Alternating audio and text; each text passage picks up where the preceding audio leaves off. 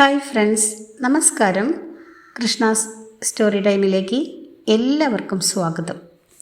ഇന്ന് ഹോളി, നിറങ്ങളുടെ ആഘോഷമായ ഹോളി വന്നെത്തിയിരിക്കുന്നു. ഹോളിയെക്കുറിച്ച് കൃഷ്ണാസ് സ്റ്റോറി ടൈമിലൂടെ കുറച്ച് വിവരങ്ങൾ അറിയാത്തവർക്കായി കേൾപ്പിക്കുന്നു.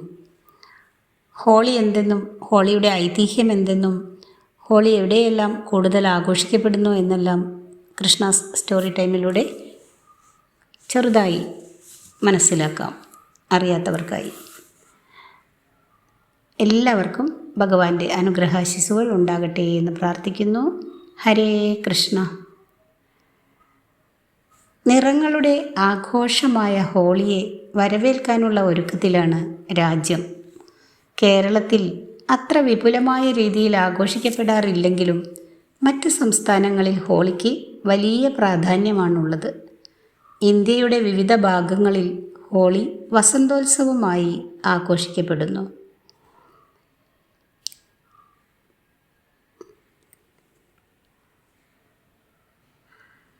വസന്തകാലത്തെ എതിരേൽക്കാൻ ഹിന്ദുക്കൾ ആഘോഷിക്കുന്ന ഉത്സവമാണ് ഹോളി. വർണ്ണങ്ങൾ കൊണ്ടുള്ള ഇന്ത്യക്കാരുടെ ആഘോഷം എന്നും ഇതിനെ വിശേഷിപ്പിക്കുന്നു. നിറങ്ങളുടെ ഉത്സവമെന്നും വസന്തോത്സവമെന്നും ഹോളിയെ വിശേഷിപ്പിക്കാം. ഉത്തരേന്ത്യയിലാണ് പ്രധാനമായും ഹോളി ആഘോഷിച്ചു വരുന്നത്. ദക്ഷിണേന്ത്യയിലും ഇപ്പോൾ ഹോളി ആഘോഷിക്കുന്നുണ്ട്. ഗുജറാത്തികളും മാർവാടികളും പഞ്ചാബികളുമാണ് ഹോളി ആഘോഷത്തിന് മുൻപന്തിയിൽ നിൽക്കുന്നവരെങ്കിലും മുംബൈ, ദില്ലി പോലുള്ള നഗരങ്ങളിൽ ഹോളി ആഘോഷിക്കാത്തവർ തന്നെ ചുരുക്കമാണെന്ന് പറയാം. ജാതി മത ഭേദമന്യേ ജനങ്ങൾ ഹോളി ആഘോഷങ്ങളിൽ പങ്കുചേരുന്നു. പരസ്പരം നിറം പുരട്ടുമ്പോൾ ശത്രുത അകലുമെന്നതാണ് വിശ്വാസം. ഫെബ്രുവരിയുടെ അവസാനമോ മാർച്ചിൻ്റെ ആദ്യമോ ആണ് ഹോളി വരുന്നത്. ഹിന്ദു കലണ്ടർ അനുസരിച്ച് ഫാൽഗുന മാസത്തിലെ പൗർണമിയാണ് ഹോളി. പൂർണ്ണചന്ദ്രൻ ഉദിക്കുന്ന രാത്രിയിൽ ഹോളി ആഘോഷം തുടങ്ങുന്നു. പിറ്റേന്നാണ് യഥാർത്ഥ ഹോളി ദിവസം. ഇന്ത്യയുടെ പല ഭാഗത്തും പല ആചാരങ്ങളാണ് ഹോളിയുമായി ബന്ധപ്പെട്ടുള്ളത്. ഹോളി പണ്ട് കർഷകരുടെ ആഘോഷമായിരുന്നു. സമൃദ്ധമായ വിളവ് ലഭിക്കാനും മണ്ണിനെ ഫലഭൂയിഷ്ഠമാക്കാനുമായി തുടങ്ങിയ ആഘോഷം. എന്നാൽ പിന്നീട് അത് പൂർണ്ണമായും ഹൈന്ദവ വിശ്വാസത്തിൻ്റെ ഭാഗമായി മാറി. ഐതിഹ്യം: ഹിന്ദു പുരാണത്തിലുള്ള പ്രഹ്ലാദൻ്റെ കഥയാണ് പ്രധാനമായും ഹോളിയുടെ അടിസ്ഥാനം. വേറെയുമുണ്ട് കഥകൾ. കൃഷ്ണനും രാധയും തമ്മിലുള്ള പ്രണയം, കാമദേവൻ്റെ ജീവത്യാഗത്തിൻ്റെ കഥ എന്നിങ്ങനെ ഹോളിയുടെ വിവിധ ആഘോഷങ്ങളുമായി ഓരോ കഥയ്ക്കും ബന്ധമുണ്ട് താനും. എങ്കിലും കൂടുതൽ പേരും ഹോളിയുടെ കഥ പ്രഹ്ലാദനുമായി ബന്ധപ്പെട്ടുള്ളതാണെന്ന് വിശ്വസിക്കുന്നു. പ്രഹ്ലാദൻ്റെ പിതാവ് ഹിരണ്യകശ്യപുവിൻ്റെ സഹോദരിയാണ് ഹോളികയിൽ നിന്നാണ് ഹോളി എന്ന പേരു തന്നെ കിട്ടിയതത്രേ. ഹോളികയുടെ കഥ. പ്രഹ്ലാദൻ്റെ പിതാവ് ഹിരണ്യകശ്യപുവിൻ്റെ സഹോദരിയായിരുന്നു ഹോളിക. ബ്രഹ്മാവിൽ നിന്നും ലഭിച്ച വരത്തിൻ്റെ ബലത്താൽ 3 ലോകങ്ങളും കീഴടക്കിയ ഹിരണ്യകശ്യപു അഹങ്കാരം കൊണ്ട് നിറഞ്ഞ് ഭഗവാൻ വിഷ്ണുവിനെ വരെ തനിക്ക് കീഴടക്കാനാകുമെന്ന് വിശ്വസിച്ചു. ആരും വിഷ്ണുവിനെ ആരാധിക്കരുതെന്നും സകലരും തന്നെ ആരാധിക്കണമെന്നും ഹിരണ്യകശ്യപു ഉത്തരവിട്ടു. എന്നാൽ തൻ്റെ 5 വയസ്സുകാരനായ മകൻ പ്രഹ്ലാദനെ മാത്രം അയാൾക്ക് ഭയപ്പെടുത്താനായില്ല. തികഞ്ഞ ഈശ്വരവിശ്വാസിയായിരുന്നു പ്രഹ്ലാദൻ, വിഷ്ണുവിൻ്റെ ഉത്തമ ഭക്തൻ. അച്ഛൻ്റെ ആജ്ഞയെ ധിക്കരിച്ച് പ്രഹ്ലാദൻ വിഷ്ണുവിനെ ആരാധിച്ചു കൊണ്ടിരുന്നു. തുടർന്ന് പ്രഹ്ലാദനെ വധിക്കാൻ ഹിരണ്യകശ്യപു ഉത്തരവിട്ടു. എന്നാൽ വിഷ്ണുവിൻ്റെ ശക്തിയാൽ ആർക്കും അവനെ ഒന്നും ചെയ്യാനായില്ല. ഒടുവിൽ ഹിരണ്യകശ്യപു തൻ്റെ സഹോദരി ഹോളികയുടെ സഹായം അഭ്യർത്ഥിച്ചു.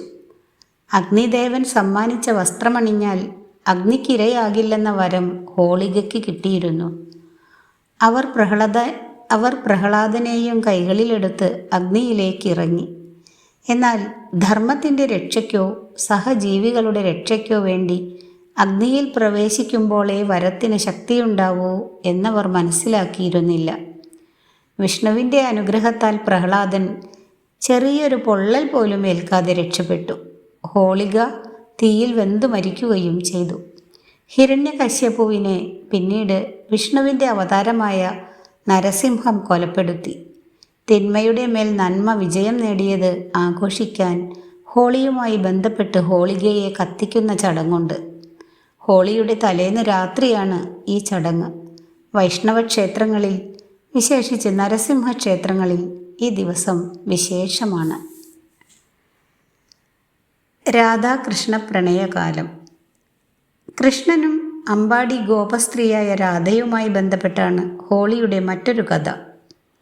ബാലനായ കൃഷ്ണൻ തനിക്കു മാത്രം കാർമേഘത്തിൻ്റെ നിറം എങ്ങനെ ലഭിച്ചുവെന്ന് വളർത്തമ്മയായ യശോദയോട് ചോദിച്ചു. രാധയും മറ്റു ഗോപസ്ത്രീകളും വെളുത്തിരിക്കുന്നത് എന്തുകൊണ്ടാണെന്നായിരുന്നു കൃഷ്ണൻ അറിയേണ്ടത്. യശോദ കൃഷ്ണനൊരു ഉപായം പറഞ്ഞുകൊടുത്തു. രാധയുടെ ദേഹത്ത് കൃഷ്ണൻ ഇഷ്ടമുള്ള നിറങ്ങൾ കലക്കി ഒഴിക്കുക എന്നതായിരുന്നു അത്. കൃഷ്ണൻ അങ്ങനെ ചെയ്തു. ഹോളിയിൽ നിറങ്ങൾ വാരി വിതറുന്നത് കൃഷ്ണൻ്റെ ഈ കഥയുമായി ബന്ധപ്പെട്ടിരിക്കുന്നുവെന്നാണ് വിശ്വാസം. ശ്രീകൃഷ്ണ ക്ഷേത്രങ്ങളിൽ ഹോളി ദിവസം ദർശനം നടത്തുന്നത് പ്രധാനമാണ്. കാമദേവൻ്റെ ജീവത്യാഗം. പരമശിവനുമായി ബന്ധപ്പെട്ടാണ് ഹോളിയുടെ മറ്റൊരു കഥയുള്ളത്. ബ്രഹ്മാവിൻ്റെ മകനായിരുന്ന ദക്ഷൻ്റെ മകളായ സതി ശിവൻ്റെ ഭാര്യയായിരുന്നു. ഒരിക്കൽ ദക്ഷൻ തൻ്റെ കൊട്ടാരത്തിൽ വലിയൊരു യാഗം നടത്തി. എന്നാൽ മകളെയും ഭർത്താവായ ശിവനെയും യാഗത്തെപ്പറ്റി അറിയിച്ചില്ല. തൻ്റെ അച്ഛൻ്റെ കൊട്ടാരത്തിൽ നടക്കുന്ന യാഗത്തെക്കുറിച്ച് കേട്ടറിഞ്ഞ് സതി ശിവൻ്റെ അനുവാദമില്ലാതെ യാഗസ്ഥലത്തെത്തി. എന്നാൽ അവിടെ തന്നെയും തൻ്റെ ഭർത്താവിനെയും അപമാനിക്കുന്നതായി സതിക്ക് തോന്നി. പിതാവിൻ്റെ യാഗസ്ഥലത്ത് അപമാനിതയായതിൽ മനം നൊന്ത് സതി യാഗാഗ്നിയിൽ ചാടി മരിച്ചു. ഇതറിഞ്ഞ ശിവൻ കോപത്താൽ വിറച്ച് വീരഭദ്രനെയും തൻ്റെ ഭൂതഗണങ്ങളെയും അയച്ച് ദക്ഷനെ വധിക്കുകയും യാഗവേദി നശിപ്പിക്കുകയും ചെയ്തു. എന്നിട്ടും കോപം തീരാതെ ശിവൻ കഠിനമായ തപസ് ആരംഭിച്ചു. തപസ്സിൻ്റെ ശക്തിയാൽ ലോകം തന്നെ നശിക്കുമെന്ന് മനസ്സിലാക്കിയ ദേവന്മാർ കാമദേവനെ സമീപിച്ചു. ശിവന്റെ തപസ് മുടക്കാൻ അപേക്ഷിച്ചു.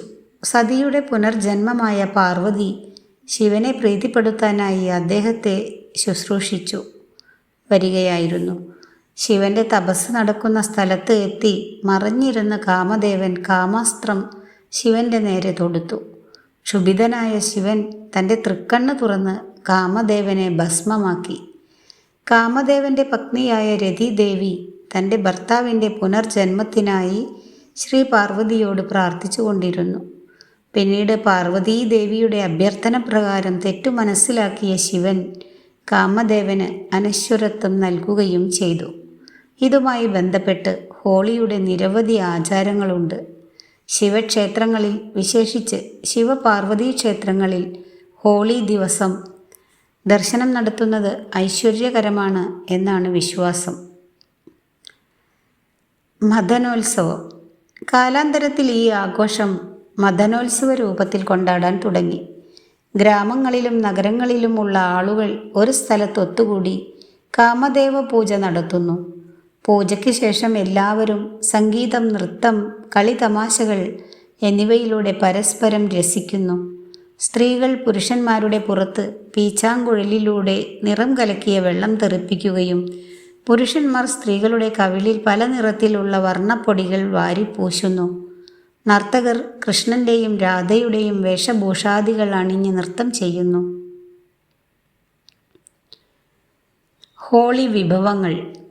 ഹോളി ആഘോഷക്കാലത്ത് പൊതുവെ ഉണ്ടാക്കാറുള്ള ഒരു പരമ്പരാഗത പലഹാരമാണ് ഗുജിയ. പാനീയമാണ് താൻഡൈ. എല്ലാ വീടുകളിലും വീട്ടമ്മമാർ ഗുജിയയും താൻഡൈയും അതുപോലുള്ള മറ്റു വിഭവങ്ങളും ഒരുക്കുന്നു.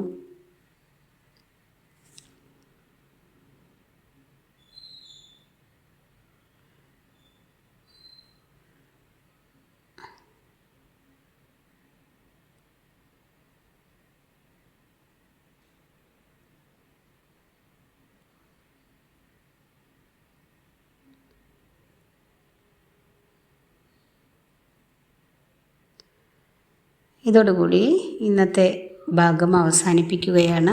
ഹോളിയെക്കുറിച്ച് ചെറിയൊരു വിവരം എല്ലാവർക്കും കിട്ടിയിരിക്കുമെന്ന് കരുതട്ടെ. കൃഷ്ണ സ്റ്റോറി ടൈമിലൂടെ അടുത്ത ദിവസം മറ്റൊരു കഥയുമായി എത്തുന്നതാണ്. Thanks for watching.